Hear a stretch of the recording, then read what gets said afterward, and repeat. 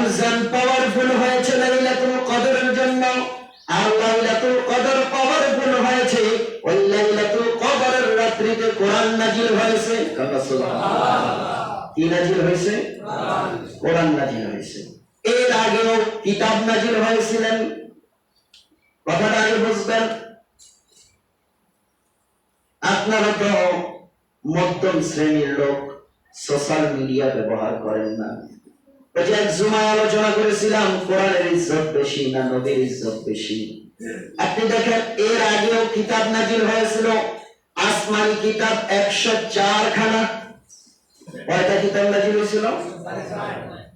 104টা কিতাব এর আগে কি হয়েছে?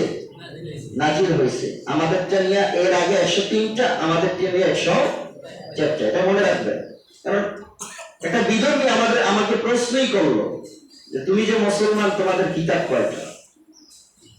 তো আমাদের কোরআন নিয়ে কয়টা কিতাব? 104টা।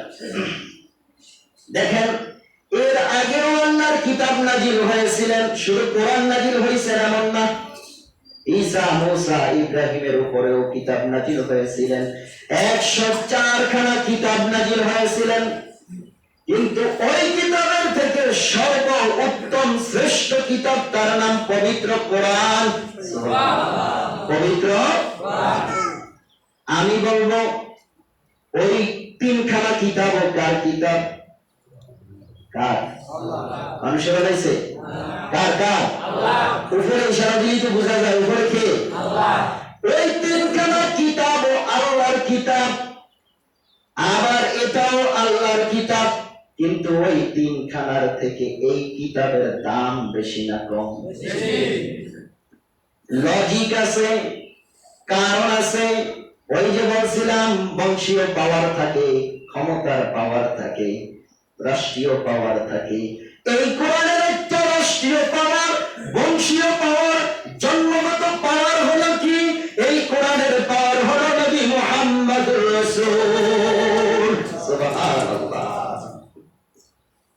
কোরআনুল কারীম যেই দিনে নাজিল হয়েছে, যেই মাসে নাজিল হয়েছে, ওই রাত সম্মানিত, ওই দিন সম্মানিত, ওই মাস সম্মানিত, কোরআন তুই যে এত সম্মানিত।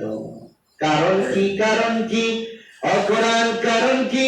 কোরআন উত্তর দিচ্ছে কারণ আর কিছু নয়। এই কোরআনটা যিনি বহন করতেছে, এই কোরআনটা যার সিনায় আছে, ওই ব্যক্তিটা সম্মানিত ব্যক্তি। সুবহানাল্লাহ। ওই ব্যক্তিটা সম্মানিত ব্যক্তি। ওই কোরআন যার সিনায়, তার নাম কাফের, মুশরিক, বেঈমান যারা, তারা বলে আল আমিন। সুবহানাল্লাহ। কাফেররা বলে কি? আল আমিন, মানে বিশ্বাসী। কি? বিশ্বাসী। আমাদের দেশে আল আমিন আছে না নাই? তারুকারের জায়গা আছে না নাই? আছে, আছে। কিন্তু ওই আলামিন আর ওই আলামিনের মধ্যে পার্থক্য আছে না নাই?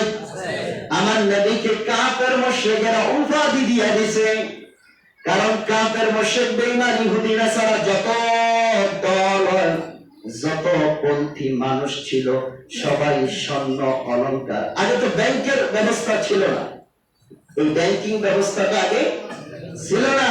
মানুষ টাকা পয়সা কই জমা রাখতো? তখনকার জামানায় মক্কা নগরীতে একটা ব্যাংক ছিল, সেই ব্যাংকের নাম মুহাম্মাদুর সাল্লাল্লাহু আলাইহি ওয়াসাল্লাম। চিন্তা করেন, কাফেররা কয় যে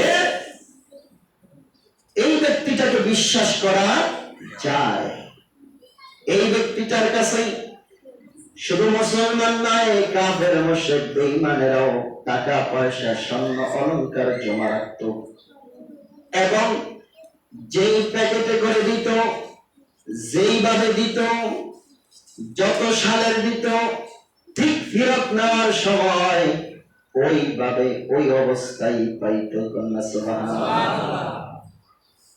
এরকম আমলদার, আমার রাসূলের আদর্শবান, এরকম হক বান্দা মনে হয় প্রত্যেকে এখন পাওয়া যায়? আসেনি? হ্যাঁ মিয়া, এমন একটা অবস্থা বর্তমান, মানুষ মানুষকে বিশ্বাস করতে পারে না মানুষের ব্যবহারের কারণে। আমাদের ব্যবহার ক্যারেক্টার এমন লুজ, একজন আরেকজনকে বিশ্বাস করে না। আপনাদের কথাটাই বাদ দিলাম, সাধারণ মানুষ আমরা যারা ইমামতি করি, কোরআনের আলো হাদিসের আলো সামান্যটুকু যাদের ভিতরে আছে, এই লোকগুলিও বর্তমানে মিথ্যা কথার পাহাড় তাদের অন্তরে। আমি দেখি সত্য ভাই আমার সাথে, জানি না আল্লাহ তাআলা আমার ভিতরে অনেক গুনাহ রেখেছে, আল্লাহ যেন গুনাহ থেকে বাঁচার তৌফিক দেয়, কিন্তু অনেক লোকের দেখি এই জবান দ্বারা মিথ্যা কথা অহর বলতেছে। আপনাদেরকে বয়ান করে ঠিকই শোনাচ্ছি, কিন্তু আমল নিজের ভিতরে নাই। আজ বাংলার জমিনে আনাচে কানাচে হাজার হাজার মাহফিল